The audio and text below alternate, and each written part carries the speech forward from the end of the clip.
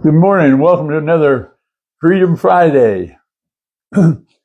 And repetition is a big part of Freedom Friday, and so we're going to repeat a few things. Number one is you don't take care of yourself, you're going to have to find another place to live. And number two, the price of freedom is happiness, and the price of... Oh, I'm glad I didn't say it right.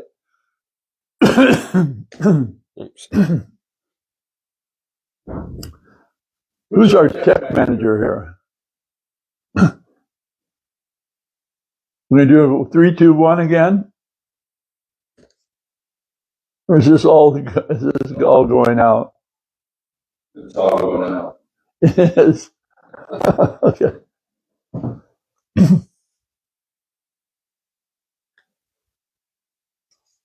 Did it reconnect?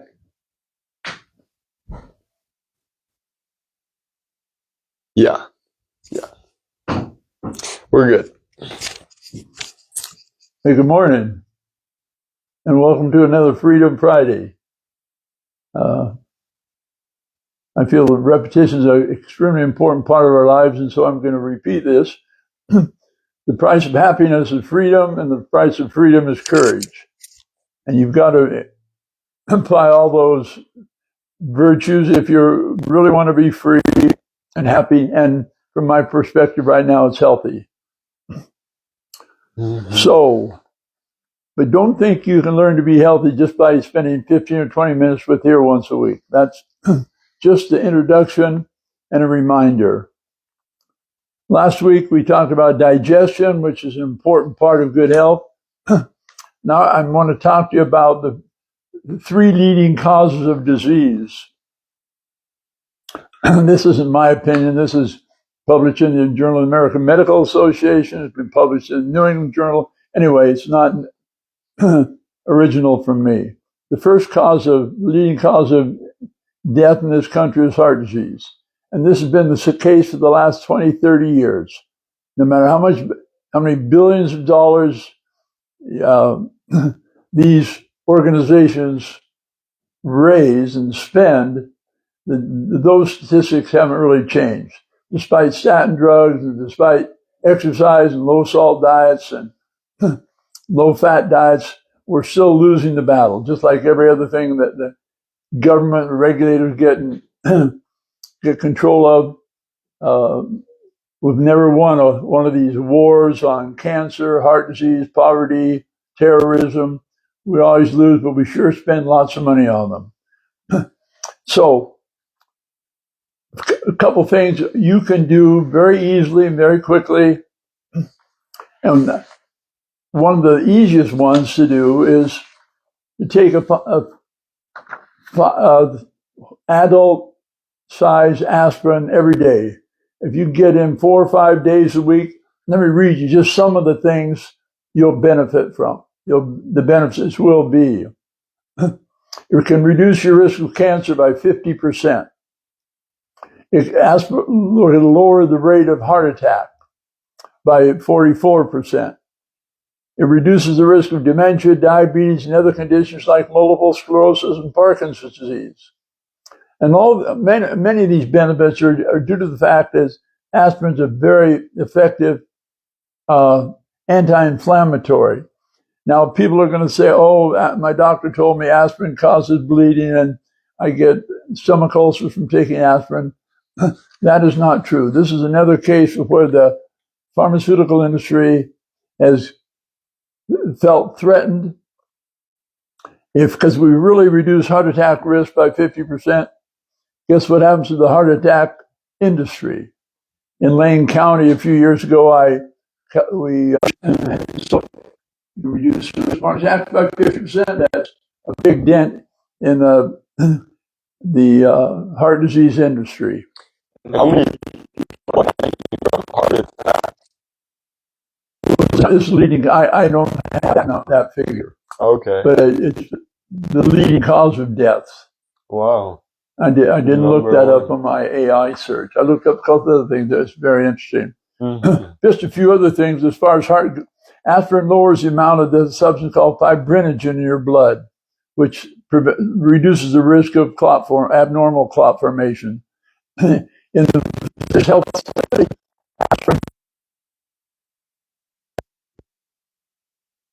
attacks from by 50%. Now, there's another very interesting fact. When an industry gets attacked, threatened financially or otherwise, they come along with counter measures that they try to convince the American public that they should do. And in this case, when all these studies came out about the risk of heart attack, the pharmaceutical industry, with their control of the media, came out and said, well, all you really need to do is to take a baby aspirin. And if it irritates your stomach, then we're going to coat it. They call it enteric coating. So it is dissolved slowly, and it reduces the risk of irritation. Number one is that dose will not give you the prevention, either cancer or heart disease, heart attacks. It's just much too small.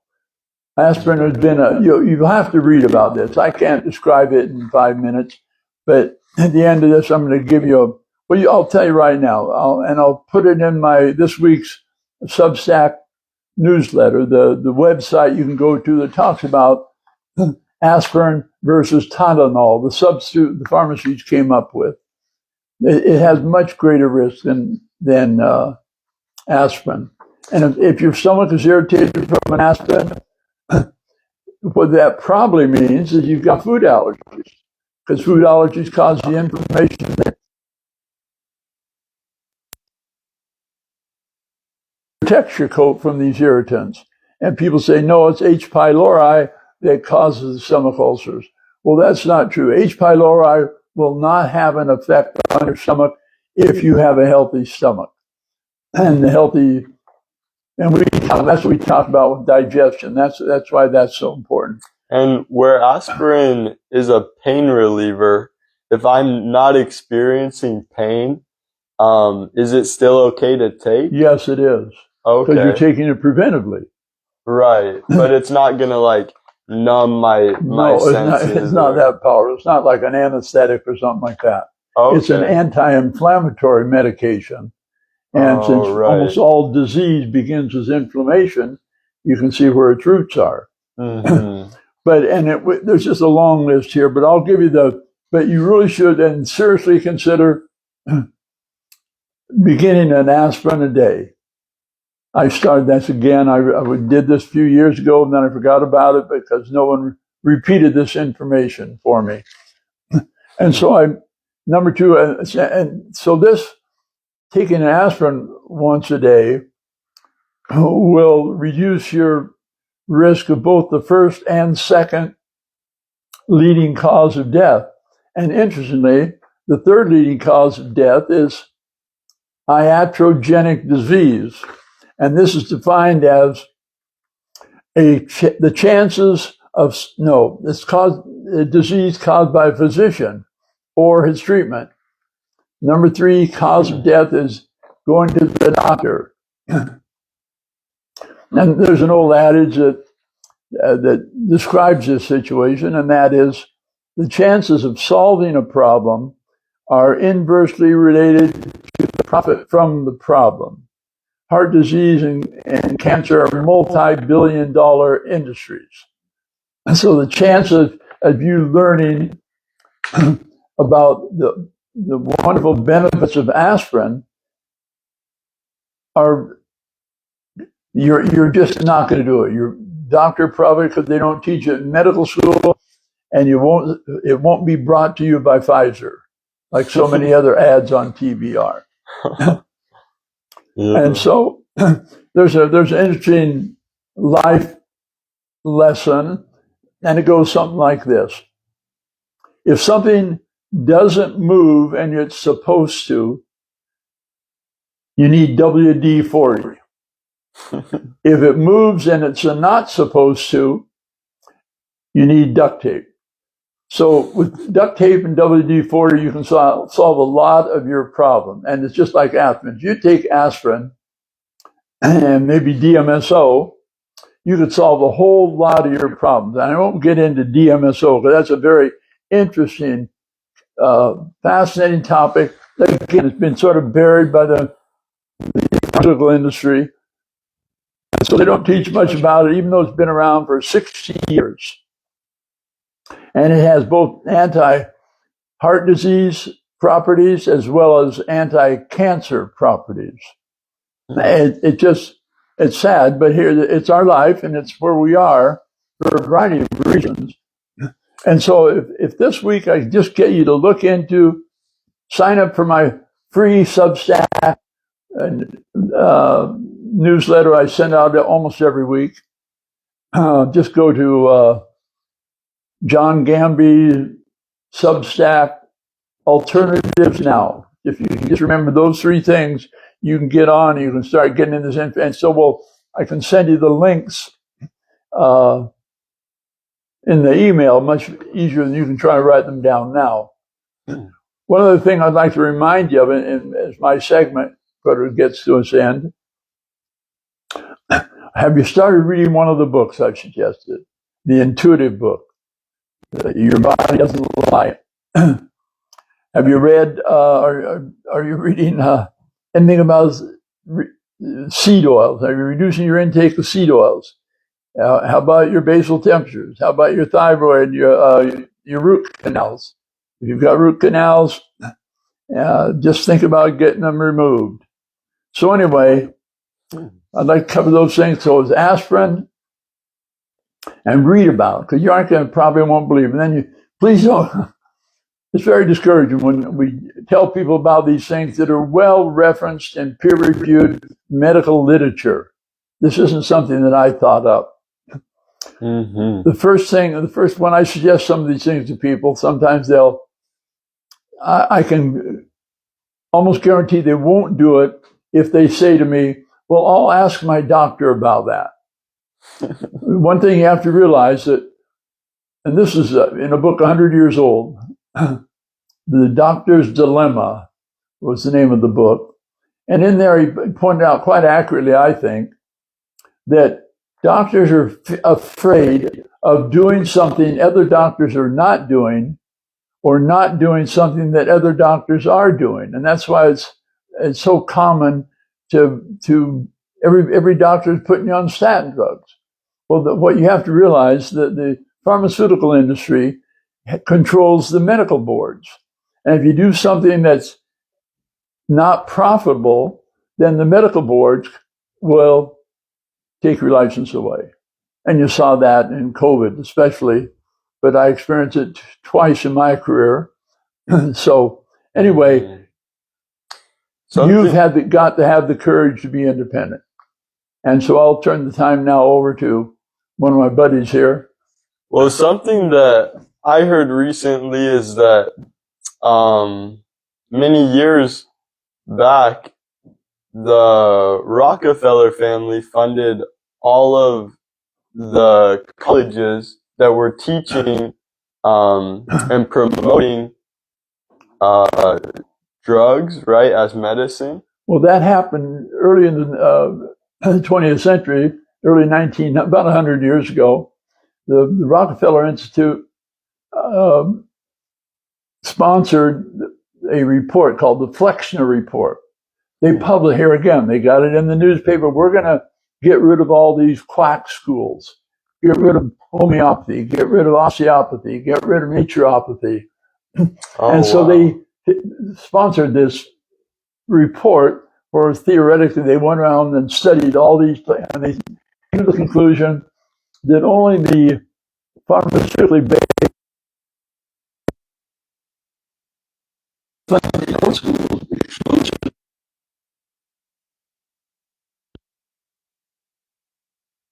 bribe state legislatures to vote against allowing these schools to or get licensed to practice herbology or osteopathy. Wow.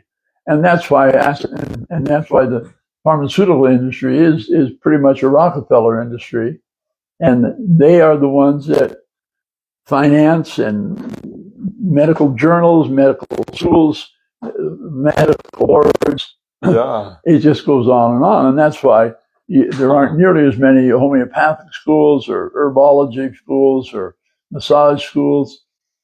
That's why aspirin's not popular. For 5 cents a day, you can give yourself a good chance, and doing a few other things, you can give yourself a good chance of avoiding heart disease and cancer. And you'll probably also have fewer doctor's visits, so that leading causes of death for 5 cents a day. That's incredible. That's I wonder, did my parents know about aspirin? Had you told them about aspirin before they named my sister Aspen? No. They're very similar. But they're different topics. I mean, Aspen is anyway. No, that's not why your sister's named Aspen. Okay. It's aspirin. Maybe it'll be a reminder to me from now on. Well, you can't tell your children too many things until they're older. Yeah. So they know too much when they're younger. So, okay, so someone else can take over now. Okay, I'm going to come in for you here, Dad, and then if you don't mind coming back in a few minutes. I'll just hold this up. Thank you. Sure. Okay, so we're going to jump right into segment 2, which is stealth this week. And I'm going to introduce an idea which I know many of you already know, but it's the power of 15 minutes. So, like Jack said, 15 minutes, you can't learn everything in 15 minutes, but it's amazing what happens if you start as opposed to not starting. And you can start anything in 15 minutes. You can start exercising. You can start learning about what's going on at your local school board. You can start learning more about your finances. So 50% of doing a job is starting the job. There's this principle called inertia. And once you start something, it's easier to keep going. So my son is always encouraging me to exercise. It's hard to change a habit and to start exercising. But once you start exercising, even if it's only for 15 minutes, now you've begun. And the next day, you can say to yourself, I already did this once. And you can start. So for stealth, it can be really overwhelming to understand that there's 24 government agencies, at least, with their hand in our pocket in Junction City, Oregon. That's overwhelming. How could you possibly even track down the 24 different organizations that are all have taxing authority over you? We talked about this on one of the other episodes. Federal government, over 300 agencies in the federal government. State government, dozens of agencies. Local government, at least 6 agencies, departments in our local government.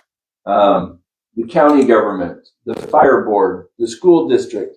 You can't keep track of that. And the thing you have to understand is you don't need to keep track of all of it. What you need to do is start. You can't learn to play the piano. You can't learn to play a video game in 15 minutes. You can't learn to play tennis. You can't learn to play guitar. But if you start to learn to play the piano, you can make a lot of progress in 15 minutes. And if you do that again for 15 minutes, a lot of wonderful things can happen. So, yeah, with the guitar, you could easily learn to play one chord a day.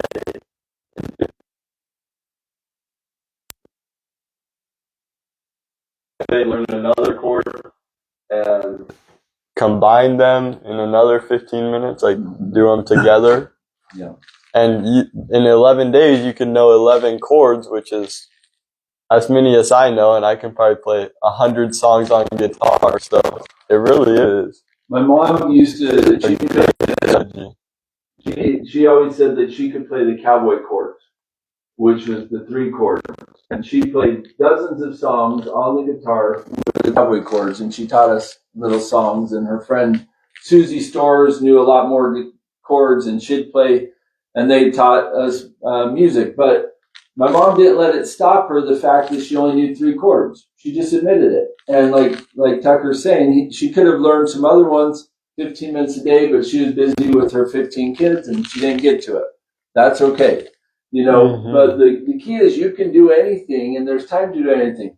I shared a story on the Facebook page about this tech guy, and he made a very interesting observation. He said, in the 1500s and 1600s, they were sending out people all over the world to acquire the land because there was land available in all these places. There's no more land available. All the land in the world has now been spoken for. So you can still get land, but you have to buy it from somebody else. Whereas in the 1500s and 1400s, they were taking land that they found. They were claiming it. That frontier is gone. The new frontier is your time and my time. And the tech companies are trying to take it all. They're all trying to figure out how to engage you more and more with their tech, because that's the new frontier, and that's where incredible wealth is being made, by taking your time. So if they can get 15 more minutes of your time, they get that much richer. And if they can get you in a habit of giving them that 15 minutes every day, every 2 days, then they can really grow their wealth. So that's the new frontier, and we have to wrestle that back from them, right? So all of us are spending time on tech, and we're not doing things like making cookies for our neighbors, or sweeping the driveway, or taking our kids over to the park, or playing a musical instrument. That's because we've traded all of our time to the entertainment industry. Between movies and videos and games and all these things. So the purpose of this podcast is to take a little bit of your time, but I want you to be listening to it in the background while you're doing something useful, like planting a garden or baking a roast, or weeding out in your yard, or playing with your kids. This can just be on in the background. And we're trying to encourage you to take these 15-minute segments and do something to change your life. Now, to be stealthy, we need us to be keeping track of our elected representatives, right? So Benjamin Franklin said, "We've given you a republic if you can keep it." Okay? We've given you a republic if what's the nature of a republic that put into question whether or not we could keep it? Well, the thing about a republic that is hard to keep is the fact that it only works if you have virtuous people that aren't corrupted. Okay?